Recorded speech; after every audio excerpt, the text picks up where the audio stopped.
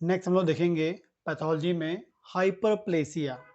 हम लोग देख रहे हैं सेलुलर एडॉप्टेशन, जिसमें हमने एट्रोफी देख ली है, हाइपरप्लेसिया देख ली है। अब हम लोग देखेंगे, सॉरी, हाइपरट्रॉफी देख ली है। अब नेक्स्ट देखेंगे हम लोग हाइपरप्लेसिया। हाइपरप्लेसिया क्या होता है? वेरी वेरी इंपॉर्टेंट क्वेश्चन है एग्जाम के व्यू से।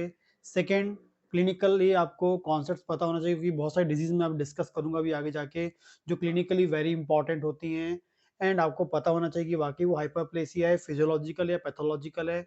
एंड एग्जाम में जो AIPGT होता है, PSC UPSC, उससे भी क्वेश्चन आपको इसमें मिलेंगे। ठीक है, डेफिनेशन की बात करते हैं।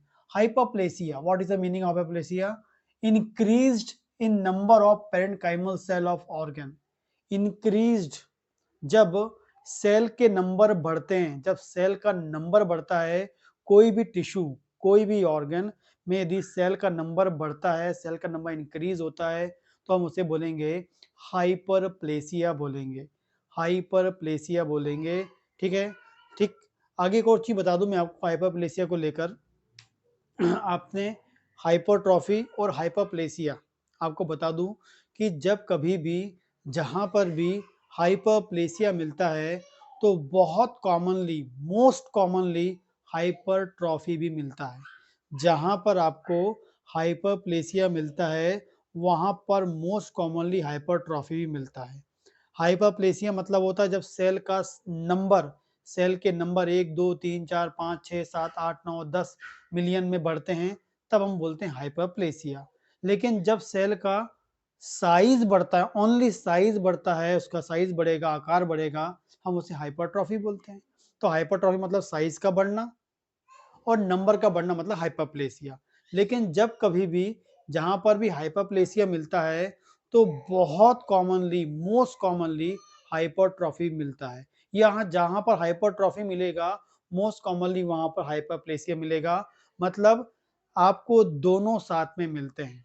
अब दोनों चीज जो होती हैं, हाइपरप्लेसिया एंड हाइपरट्रॉफी, दोनों आपको एक साथ में एक ऑर्गन में मिल सकते हैं, एक टिश्यू मिल सकते हैं। ठीक है, तो जहां हाइपरप्लेसिया मिलेगा, तो आप माइक्रोस्कोपिक स्टडी करेंगे तो वहां आपको हाइपरट्रॉफी मिलेगा, और जहां आपको हाइपरट्रॉफी मिल रहा है, वहां आपको हाइपरप्लेसिया मिलेगा। दोनों आपको साथ में मिलते हैं, मोस्ट कॉमनली देखा गया है, स्टडी में बताया गया है। ये आपको बिल्कुल पता होना चाहिए। लेकिन डेफिनेशन की भी से बात करेंगे, increase number of cell hyperplasia, increase size of cell hypertrophy. लेकिन हम लोग देख रहे हैं hyperplasia. Resulting in enlargement of organ of tissue, मतलब इनलार्जमेंट, ऑर्गन जो होगा इनलार्ज हो जाएगा ड्यू टू नंबर। सेल के नंबर बढ़ेंगे तो ऑटोमेटिकली क्या होगा, जो ऑर्गन होगा वो कैसा होगा, इनलार्ज हो जाएगा। टिश्यू कैसा हो जाएगा, इनलार्ज हो जाएगा।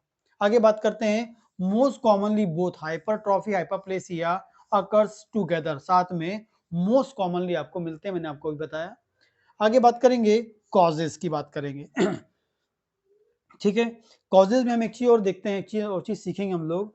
कॉजेज तो हम लोग अभी देखेंगे कि भाई फिजियोलॉजिकल कॉज होगा, फिजियोलॉजिकल हाइपरट्रॉफी हाइपरप्लेसिया प्रोड्यूस करेगा। एंड पैथोलॉजिकल जो कॉज होंगे वो क्या करेगा, पैथोलॉजिकल हाइपरप्लेसिया कॉज करेगा। ठीक है ना। लेकिन उससे पहले हम एक चीज और देख लेते हैं यहाँ पर, जैसे मैंने बताया आपको, हाइपरट्रॉफी और हाइपरप्लेसिया साथ में मिल रहे हैं। हाइपरट्रॉफी मतलब नंबर का, मतलब साइज बढ़ना, हाइपरप्लेसिया मतलब नंबर बढ़ना। अब आगे देखते हैं, न्यूप्लेसिया, न्यूप्लेसिया एंड हाइपरप्लेसिया में क्या डिफरेंस है। न्यूप्लेसिया और हाइपरप्लेसिया भी क्या होता है, आपको पता होना चाहिए कि भाई ये न्यूप्लेसिया है, ये हाइपरप्लेसिया है। न्यूप्लेसिया हाइपरप्लेसिया बहुत कुछ अभी जो है कुछ सिमिलर, लेकिन कुछ डिफरेंट भी है। ठीक है, जो डिफरेंस होगा वही सबसे इंपॉर्टेंट आपको पता होना चाहिए। तो जब भी हम बात करेंगे, पहले हमने देखा हाइपरप्लेसिया क्या होता है, और हम देख रहे हैं दूसरा न्यूप्लेसिया। न्यूप्लेसिया में क्या है, हाइपरप्लास्टिक ग्रोथ।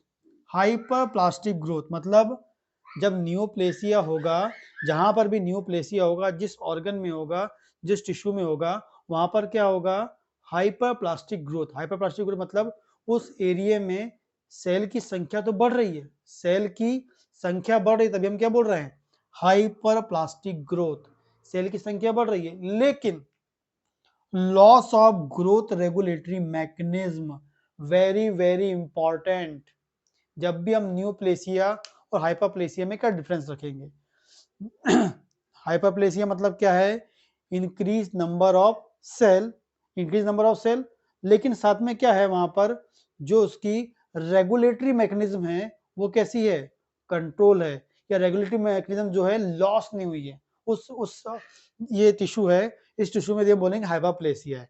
तो यहाँ पर हाइपोप्लेसिया मतलब सेल की संख्या तो बड़ी है, लेकिन इस ऑर्गन की, इस टिश्यू की, सेल की जो रेगुलेटरी मैकेनिज्म है वो लॉस नहीं हुई है।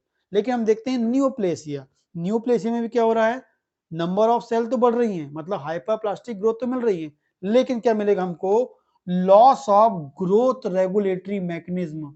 उस एरिया की जो ग्रोथ रेगुलेटरी मैकेनिज्म है, जो संख्या बढ़ने की, जो कंट्रोल करने की जो मैकेनिज्म होती है कि भाई अकॉर्डिंग टू कंडीशन।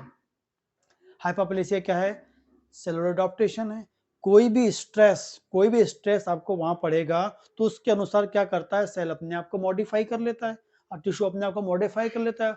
और अगर अपने आप को मॉडिफाई कर, मैंने आपको बताया हूँ, यदि आप मेरा इसका जो पहला वीडियो जो है आपका सेलुलर अडॉप्टेशन वो देखेंगे। सेलुलर अडॉप्टेशन का मतलब क्या होता है, जब कोई स्ट्रेस है, कॉज है, वो क्या करता है, उस कारण से अब सेल क्या करते हैं, अपने आप को बदल देती है, टिश्यू अपने आप को बदल देता है, ऑर्गन अपने आप को बदल देता है। ठीक है, तो उस स्ट्रेस के कारण क्या होगा, वो क्या है, अपने साइज की, सॉरी, संख्या को बढ़ा रहा है, सेल की संख्या को बढ़ाता है। लेकिन लेकिन उसकी जो ग्रोथ रेगुलेटरी मैकेनिज्म कैसी है, लॉस नहीं होती है, लॉस नहीं होती है, क्योंकि जैसे ही आप स्ट्रेस को रिमूव करेंगे वो सेल फिर से नॉर्मल हो जाएगी, क्योंकि उसका जो रेगुलेटरी, ग्रोथ रेगुलेटरी मैकेनिज्म है वो वर्क कर रहा है, वो कंट्रोल में है, लॉस नहीं हुआ है। लेकिन जहां न्यूप्लेसिया होगा, न्यूप्लेसिया मतलब आप बोल सकते हैं ट्यूमर, आप बोल सकते हैं कैंसर ट्यूमर। ठीक है, ट्यूमर, न्यूप्लेसिया मतलब ट्यूमर की बात करते हैं। वो एग्जैक्टली वहां पर जहां ट्यूमर होता है या न्यूप्लेसिया होता है, वहां पर नंबर ऑफ सेल तो बढ़ रही हैं, स्ट्रेस के कारण नंबर ऑफ सेल तो बढ़ रही हैं, लेकिन उस एरिया की जो रेगुलेटरी, ग्रोथ रेगुलेटरी मैकेनिज्म है वो लॉस हो चुकी है, जिसको वो कंट्रोल नहीं कर पा रही है। इसलिए वो अनलिमिटेड सेल बनाई जा रही है। स्ट्रेस निकालने के बाद, स्ट्रेस रिमूव करने के बाद भी वो सेल क्या है, लगातार ग्रो कर रही है, क्योंकि उसकी जो रेगुलेटरी मैकेनिज्म कैसी हो गई है, लॉस हो गई है। तो जब भी हम न्यूप्लेसिया की बात करेंगे, वहां पर हाइपरप्लास्टिक ग्रोथ तो मिलेगी, लेकिन इंपॉर्टेंट पॉइंट मिलेगा, loss of growth regulatory mechanism, loss of growth regulatory mechanism. और हाइपरप्लेसिया में क्या होगा, हाइपरप्लास्टिक ग्रोथ तो मिलेगी, लेकिन वहां पर क्या है, ग्रोथ रेगुलेटरी मैकेनिज्म कैसी है, लॉस नहीं हुई है। ठीक, due to changes in genetic composition of cell, ये जो loss of growth regulatory mechanism जो है वो लॉस हुई है, वो क्यों हुआ है, due to genetic, genetic composition of cell, मतलब जो डीएनए है, सेल के डीएनए में म्यूटेशन हो गया है, सेल के डीएनए में बदलाव आ गया है, सेल के डीएनए में जो जीन है, जो रेगुलेटरी जीन है वो फेल हो गया है, उसमें बदलाव आ गया है इस कारण से। तो जो न्यूप्लेसिया है, hyperplastic growth with loss of growth regulatory mechanism due to changes in genetic composition of cell, मतलब डीएनए में म्यूटेशन, डीएनए में बदलाव है। डीएनए में क्या होते हैं, जीन होते हैं जो सेल के रेगुलेशन को, सेल की ग्रोथ को, सेल के डेवलपमेंट करने के लिए रिस्पॉन्सिबल होते हैं। ठीक है, वहां ऐसे जीन होते हैं जो सेल के साइज को भी डिपेंड करते हैं, इतना ही बड़ा साइज होना चाहिए, इससे बड़ा साइज हो, वो सब रेगुलेट करती है कौन, सेल का डीएनए रेगुलेट करता है। उस डीएनए में क्या होते हैं, जीन होते हैं। आगे बात करेंगे, हाइपोप्लेसिया जो है बताया आपको, उसमें रेगुलेटरी मैकेनिज्म लॉस नहीं होगी, लेकिन उसमें परसिस्टेंट स्टिमुलाई, मतलब वो स्ट्रेस लगातार होगा तो आपको हाइपोप्लेसिया मिलेगा। ठीक है, तो दो टाइप के हाइपोप्लेसिया होते हैं, फिजियोलॉजिकल हाइपोप्लेसिया एंड एक होता है आपका pathological hypoplasia, physiological and pathological hypoplasia. पहले हम बात करते हैं फिजियोलॉजिकल। तो फिजियोलॉजिकल हाइपोप्लेसिया है, इसमें देखते हैं हार्मोनल हाइपोप्लेसिया, पहला है हार्मोनल हाइपोप्लेसिया, कब मिलेगा आपको, ठीक है, प्यूबर्टी, जैसे ही प्यूबर्टी आती है, प्यूबर्टी जैसे कि फर्स्ट मीनार्की हम बात करेंगे, मीनार्की आती है, मतलब प्यूबर्टी में मीनार्की होती है और सेकेंडरी सेक्सुअल चेंजेस भी आते हैं। तो एग्जैक्टली जैसे उनको पहली, कोई फीमेल को पहली ब्लीडिंग होती है, 13 साल की उम्र कॉमन होती है, 13 से 14 साल के बीच में ब्लीडिंग आती है, और वही प्यूबर्टी एज होती है आपकी। उस एज में जैसे ही आपके पीरियड्स आते हैं फीमेल का, ठीक है, लड़की गर्ल का, ठीक है, तो उसमें बहुत कॉमनली ब्रेस्ट में चेंजेस मिलते हैं। ठीक है, मतलब ब्रेस्ट की सेल में क्या मिलता है आपको, सेल की संख्या बढ़ती है, जो ब्रेस्ट होता है उनका डेवलप होता है, और वहाँ पर सेलों की संख्या बढ़ती है, जिससे ब्रेस्ट डेवलप होता है। ब्रेस्ट डेवलप होना है तो वहाँ की सेल को बढ़ाना पड़ेगा, सेल की संख्या बढ़ती है, तो ड्यू टू हाइपरप्लेसिया। लेकिन वो किस कारण से होती है? हार्मोनल, क्योंकि जैसी पीरियड आता है तो इंक्रीज लेवल होता है ईस्ट्रोजन। ईस्ट्रोजन नाम का हार्मोन होता है, ये बनता है, प्रोजेस्टेरोन नाम का हार्मोन बनने लगता है ओवरी से। ओवरी से क्या बनने लगता है? ईस्ट्रोजन एंड प्रोजेस्टेरोन नाम के हार्मोन बनते हैं, और खासकर जो ईस्ट्रोजन हार्मोन होता है वो रिस्पॉन्सिबल होता है development of breast during puberty. तो नॉर्मली ब्लीडिंग आती है, नॉर्मली ब्लीडिंग आ रही मतलब ओवरी फंक्शनिंग कर रही है तभी ब्लीडिंग आई, ओवरी फंक्शनिंग करी तभी ईस्ट्रोजन बना है, और ईस्ट्रोजन का लेवल हाई होता है और वो नॉर्मल रिस्पॉन्सिबल होता है ब्रेस्ट के डेवलपमेंट के लिए। ठीक है, इस पर बात करेंगे ड्यूरिंग प्रेगनेंसी। ड्यूरिंग प्रेगनेंसी भी क्या होता है? फीमेल ब्रेस्ट में हाइपरप्लेसिया मिलता है। ठीक है, तो प्यूबर्टी के दौरान क्या मिल रहा है? हाइपरप्लेसिया ऑफ ब्रेस्ट, ईस्ट्रोजन के कारण। ड्यूरिंग प्रेगनेंसी भी क्या होता है? हाइपरप्लेसिया ऑफ ब्रेस्ट मिलता है फीमेल में। क्यों? और अधिक लार्ज होते हैं क्योंकि उसमें मिल्क फॉर्मेशन की प्रोसेस होने वाली है आपके न्यूनेट के लिए, बच्चे के लिए, तो वो भी होता है एस्ट्रोजन के कारण। और लैक्टेशन मतलब जब बच्चे को दूध पिला रही है माँ, लैक्टेटिंग वुमेन या लैक्टेशन, जब बच्चे माँ के ब्रेस्ट से जब दूध बनने लगता है तब भी क्या होता है? उस ब्रेस्ट को प्रोलिफरेट करने के लिए इसमें भी हाइपरप्लेसिया हमको मिलता है ईस्ट्रोजन के कारण। तो hyperplasia of normal hyperplasia, physiological hyperplasia of female breast हमको प्यूबर्टी में मिलेगा, ड्यूरिंग प्रेगनेंसी मिलेगा, ड्यूरिंग लैक्टेशन मिलेगा जब वो माँ बच्चे को दूध पिलाती है। ठीक है, और किस कारण से होता है? वो ईस्ट्रोजन के कारण होता है। आगे बात करते हैं hyperplasia of pregnant uterus. Hyperplasia of pregnancy होती है, बच्चा कंसीव होता है, यूट्रस का साइज बढ़ते जाता है, बढ़ते जाता है, बढ़ते जाता है, यूट्रस बड़ा होते जाता है, तो उसमें सेल की संख्या बढ़ते जाती है। Hyperplasia of pregnant uterus normal physiological है। Proliferative activity of normal endometrium after a normal menstruation cycle. Most importantly आपको पता होना चाहिए कि हर फीमेल में एवरी मंथ क्या होता है? ब्लीडिंग साइकिल, मतलब ब्लीडिंग होती है। तो ब्लीडिंग में क्या होती है? एक्चुअली में क्या होता है? जिस दिन ब्लीडिंग स्टार्ट होती है उसमें एग्जैक्टली क्या होगा? यूट्रस के अंदर एक मेम्ब्रेन होती है, जिसे हम बोलते हैं एंडोमेट्रियम। और ये जो एंडोमेट्रियम है, ये जब 5 दिन ब्लीडिंग हो रही है, 3 दिन ब्लीडिंग हो रही है, उस ब्लीडिंग में ये एंडोमेट्रियम टूट के ही बाहर निकलती है, एंडोमेट्रियम ही रप्चर होके बाहर निकलती, डिस्ट्रक्ट होके बाहर निकलती है।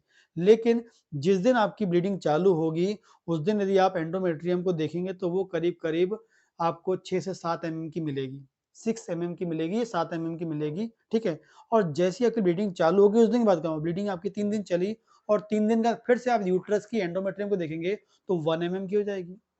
जिस दिन ब्लीडिंग चालू हुई थी उस दिन 6 mm की थी, और जिस दिन ब्लीडिंग खत्म हुई तब वो 1 mm की हो गई। 6 से 1 mm की हुई क्योंकि वो जो 5 mm थी वो टूट टूट के बाहर निकल गई, और जो 1 mm की हुई है यहाँ से फिर अगेन जो अगली ब्लीडिंग साइकिल आएगी, ब्लीडिंग डे आएगा नेक्स्ट 1 महीने के बाद, 28 दिन के बाद, उस दिन में फिर से ये 1 से 6 mm में कन्वर्ट हो जाएगी। मतलब वहां पर जो एंडोमेट्रियम है उसमें संख्या बढ़ रही है। ठीक है, तो जैसे 1 mm थी 1 से फिर 6 mm में कन्वर्ट हो रही है, इसका मतलब वहां की संख्या बढ़ रही है, नॉर्मल फिजियोलॉजिकल हो रहा है। इसका मतलब क्या है? Proliferative activity of normal endometrium after after a normal menstruation cycle. Normal menstruation cycle bleeding के बाद 1 mm से फिर 6 mm में कन्वर्ट हो रही है, यही क्या कहला रहा है? Hyperplasia, hormonal hyperplasia. और ये सब क्यों हो रहा है? Due to estrogen and progesterone. क्यों हो रहा है ये भी? Due to estrogen and progesterone. आगे बात करेंगे prostatic hyperplasia in old age. Prostatic hyperplasia भी होता है मेल में, ये एंडोमेट्रियम फीमेल में, यूट्रस फीमेल में, ये फीमेल में। प्रोस्टेट ग्लैंड मेल में होती है, ये भी ओल्ड एज में बहुत कॉमनली देखा जाता है, एवरी मेल में बहुत कॉमनली मिलता है। प्रोस्टेट की प्रॉब्लम मिलती है जो लार्ज हो जाता है, जो कैसा होता है? इनलार्ज हो जाता है due to hormones. Due to hormones कैसा होता है? वो इनलार्ज हो जाता है। ठीक है, ये भी बहुत कॉमनली मिलता है, एवरी मैन में आपको मिल सकता है, खासकर 50 से 60 साल की एज में, 50 से 60 साल की एज में मिलता है। ये भी क्या होता है? फिजियोलॉजिकल होता है। तो ये हार्मोन्स के कारण होता है। ठीक है, आगे बात करेंगे सेकेंड फिजियोलॉजिकल बात करेंगे कंपनसेटरी हाइपरप्लेसिया। कंपनसेटरी हाइपरप्लेसिया क्या होता है? कंपनसेटरी हाइपरप्लेसिया वो होता है जिसमें आप क्या कर दे, बॉडी के एक ऑर्गन को, एक टिश्यू को निकाल दें। यदि liver, regeneration of liver, liver फिर से बनता है, आपका लीवर है और डैमेज हो गया और लीवर का आपने कुछ पार्ट काट दिया है, ठीक है ना, हेपेक्टोमी कर दिया आपने, मतलब लीवर का कुछ पार्ट काट के आपने पार्शियली पार्ट का जो लीवर का कुछ पार्ट काट के अलग कर दिया है। और जैसे आपने कुछ पार्ट काट के अलग कराया तो वो जो पार्ट कटा हुआ पार्ट है वो वाला फिर से रीग्रो होता है, रीजनरेट हो जाता है लीवर में, क्योंकि वहां पर सेल की संख्या बढ़ती है, हाइपरप्लेसिया होता है, ठीक है ना, कंपनसेट करता है हमारी बॉडी को, फिर से रीग्रो कराता है। इसी पर अगर बात करेंगे रिजनरेशन ऑफ एपिडर्मिस, बात करेंगे regeneration of epidermis, regeneration of epidermis की बात करेंगे। आपको स्किन में कहीं चोट लग गई, आप देखते होंगे बहुत कॉमन है, कहीं चोट लगी और ये आपको एक्ने हो गए, ठीक है, यहाँ रप्चर हुआ और फिर से स्किन नॉन हेल्दी जाती है, यहाँ की जो एपिडर्मिस फिर से बन जाती है। क्यों बनती है? रिजनरेशन होता है वहाँ पर, मतलब क्या हो रहा है, हाइपरप्लेसिया हो रहा है, जो सेल वहाँ पर से आप कई बार पिंपल होता है, गड्ढा हो जाता है, पिट बन जाता है, कैविटी बन जाती है, लेकिन भर जाती है फिर से, भरती कैसी, क्योंकि वहाँ पर नई सेल आती है, नंबर बढ़ रहा है, यही क्या है, हाइपरप्लेसिया है, ठीक है। आगे बात करेंगे नेफ्रेक्टोमी, यदि एक किडनी अलग कर दी जाए, ठीक है, एक किडनी अलग कर दी जाए, ये हम बोलेंगे एक किडनी को रिमूव कर दिया जाए तो दूसरी किडनी को का ज्यादा काम करने के लिए उसमें जो नेफ्रॉन की संख्या वो बढ़ सकती है, मींस बढ़ जाती है, ठीक है। नेफ्रेक्टोमी वन साइड, तो hyperplasia of nephron other kidney, hyperplasia of nephron in other kidney, other kidney में जो नेफ्रॉन्स है उसमें हमें क्या मिलेगा, हाइपरप्लेसिया मिलता है, ठीक है। तो ये इंपॉर्टेंट फिजियोलॉजिकल हो रहा है, ये फिजियोलॉजिकल हो रहा है, फिजियोलॉजिकल फिजियोलॉजिकल हो रहा है। आगे हम देखेंगे सेकंड पैथोलॉजिकल, जो वेरी वेरी इंपॉर्टेंट है क्लिनिकली, ठीक है। यदि प्रोस्टेट आपको आ रहा है आपके क्लिनिकल प्रैक्टिस में, तो इसको आप ट्रीट कर सकते हैं, बहुत अच्छे से ट्रीट कर सकते हैं, विदाउट मेडिकेशन ट्रीट कर सकते हैं, या हम बोल सकते हैं विद मेडिकेशन भी इसको क्योर किया जा सकता है, ठीक है ना। लीवर आ रहा है उसको रिजनरेट कर सकते हैं, क्योंकि उसमें हाइपरप्लेसिया की प्रॉपर्टी होती है, हम यहाँ से ही सीखते हैं। स्किन भी आपको पता ही है जो इजीली हेल्दी और रिकवर हो जाती है, रिजनरेट हो जाती है, किडनी में भी हाइपरप्लेसिया होने के चांसेस हैं, ठीक है। आगे बात करेंगे pathologically, due to excess stimulation of hormone या ग्रोथ फैक्टर, यदि लगातार हार्मोन्स का स्टिमुलाई मिलता रहेगा, लगातार ग्रोथ फैक्टर्स को मिलते रहेंगे, एक्सेसिव, लगातार एक्सेस वर्ड आना चाहिए, excessive, excessive, due to excessive stimulation of hormone and growth factor responsible होता है हाइपरप्लेसिया के लिए। Pathological hyperplasia means excessive stimuli of hormone and growth factor. Endometrial hyperplasia, endometrial hyperplasia due to excessive estrogen, यदि ज्यादा oestrogen होगा तो जो endometrium जो होती है आपकी, वो मैंने बताया कि 1 mm से 6 mm कन्वर्ट होती है, लेकिन कई लोगों में वो 10 mm, 15 mm, 20 mm की मिलती है। क्यों? क्योंकि उनकी बॉडी में हो सकता है एक्सेस फॉर्मेशन ऑफ ईस्ट्रोजन, ज्यादा मात्रा में एस्ट्रोजन बनेगा तो ज्यादा मोटी बनेगी क्या आपकी एंडोमेट्रियम बनेगी, ज्यादा मोटी, वैसे ब्लीडिंग होने के चांसेस भी ज्यादा, होने की ब्लीडिंग होने के चांसेस भी ज्यादा होते हैं। आगे बात करेंगे इन wound healing formation of granulation tissue, जब वुंड हील होता है तो कई बार क्या होता है वहां की जो फाइब्रोब्लास्ट सेल्स होती हैं, ठीक है ना, फॉर्मेशन ऑफ ग्रेन्युलेशन टिश्यू, यदि जहां वुंड हीलिंग हो रही, जहां घाव हुआ है या वहां पर वुंड हील हो रहा है, ठीक हो रहा है, और यदि वहां पर ग्रेन्युलेशन टिश्यू फॉर्म हो गया, वहां पर ग्रेन्युलेशन बन गया, ग्रेन्युलेशन टिश्यू बन गया, तो वो क्यों होता है, due to proliferation of fibroblast and endothelial cells, ठीक है ना। तो ग्रेनुलेशन ऑफ टिश्यू जो हो रहा है, जो ग्रेनुलेशन फॉर्मेशन हो रहा है, ठीक है, या टिश्यू में जो ग्रेनुलेशन की प्रोसेस हो रही है, वो भी क्या है, पैथोलॉजिकल हाइपरप्लेसिया है। वहां पर किसकी, fibroblast sales and endothelial sales में क्या मिल रहा है हमें, हाइपरप्लेसिया मिलता है, प्रोलिफरेशन मिलता है, उनकी संख्या बढ़ती है, उस कारण से हमें क्या मिलता है, ग्रेनुलेशन टिश्यू मिलता है, ठीक है। आगे बात करेंगे फॉर्मेशन ऑफ स्किन वार्ड्स, जो मस्से होते हैं आपकी बॉडी में, वो भी क्या है, एक पैथोलॉजिकल हाइपरप्लेसिया। क्यों? वो पैथोलॉजिकल हाइपरप्लेसिया इसलिए कि जो मस्से हो रहे हैं या वार्ड्स हो रहे हैं, वहां पर जहां भी वार्ड्स हो रहे हैं मतलब वहां पर आपकी हाइपरप्लेसिया ऑफ सेल हो गई है, तभी तो वार्ड्स हो गए हैं। लेकिन उसको स्टिमुलेट करने के लिए कौन रिस्पॉन्सिबल है, एक वायरस, पेपिलोमा वायरस। कौन सा वायरस है, hyperplasia of epidermis due to human papilloma virus. Human papilloma virus का इन्फेक्शन होगा, किसका, ह्यूमन पेपिलोमा वायरस का इन्फेक्शन होगा, जो रिस्पॉन्सिबल होगा किसके लिए, formation of skin warts, formation of skin warts कहाँ पर किसका कर रहे हैं, hyperplasia of epidermis. Human papilloma virus गया एपिडर्मिस में हाइपरप्लेसिया कराया और फॉर्मेशन ऑफ क्या कराया, स्किन वार्ड्स कराया। आगे बात करेंगे intraductal epithelial hyperplasia in breast, intraductal epithelial hyperplasia in breast in fibrocystic breast tissues, ठीक है ना। तो कई बार हमको मिलता है ड्यू टू एस्ट्रोजन, क्या मिलता है estrogen, intraductal epithelial hyperplasia in breast, breast में इंट्राडक्टल एपिथेलियल हाइपरप्लेसिया मिलता है इन फाइब्रोसाइटिक ब्रेस्ट टिश्यूज, या फाइब्रोसाइटिक ब्रेस्ट टिश्यू आ रहा है आपकी मतलब यदि आप कहीं सीटी स्कैन कराते हैं, एमआरआई कराते हैं, सोनोग्राफी कराते हैं, उसमें लिख के आ रहा है फाइब्रोसाइटिक ब्रेस्ट टिश्यू आ रहा है, तो इसका मतलब है कि वहाँ की इंटरडक्टल एपिथेलियल टिश्यूज में क्या मिल रहा है, हाइपरप्लेसिया मिल रहा है due to excess hormonal stimuli estrogen. ठीक, तो ये बहुत कॉमन एग्जांपल्स हैं हाइपरप्लेसिया के, पैथोलॉजिकल हाइपरप्लेसिया के।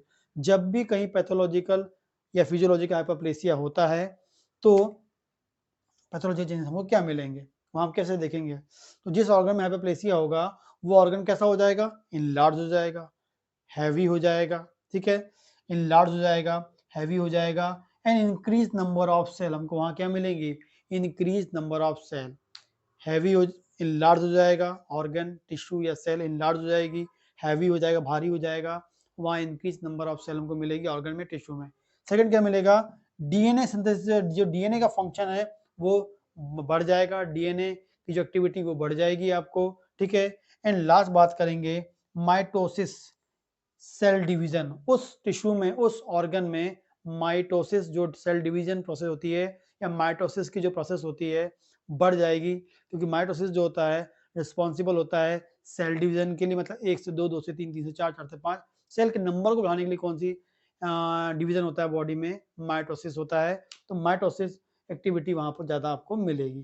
तो इतनी इंपॉर्टेंट चेंजेस हमको मिलते हैं, पैथोलॉजिकल चेंजेस मिलते हैं हमको कहाँ पर, हाइपर प्लास्टिक ग्रोथ में, हाइपरप्लेसिया में, ठीक है। तो ये इंपॉर्टेंटली आपको पता होना चाहिए, माइटोसिस सेल डिवीजन आपको हाइपरट्रॉफी मिलेगा, हाइपरप्लेसिया में हाइपरप्लेसिया मिलेगा, गवर्नमेंट जब क्वेश्चन है कई बार आता है, बच्चे लोग उसमें हाइपरट्रॉफी लगा देते हैं, लेकिन हाइपरट्रॉफी क्या है, साइज बढ़ रहा है, माइटोसिस क्या होता है 1 से 2, 2 से 3 सेल की संख्या बढ़ाने के लिए होता है, इसका मतलब क्या होता है, हाइपरप्लेसिया। तो ये है हाइपरप्लेसिया पूरा कॉन्सेप्ट, एग्जाम के व्यू से भी, एग्जाम में आएगा तो आपको डेफिनेशन लिखनी पड़ेगी, कॉज लिखने पड़ेगा, फिजियोलॉजिकल पैथोलॉजिकल हाइपरप्लेसिया आपको पूरा एक्सप्लेन करना पड़ेगा, तभी आप लॉन्ग क्वेश्चन में भी, शॉर्ट क्वेश्चन में भी एंड गवर्नमेंट जॉब के लिए भी आप यहाँ से एग्जाम में क्वेश्चन तैयार कर सकते हैं।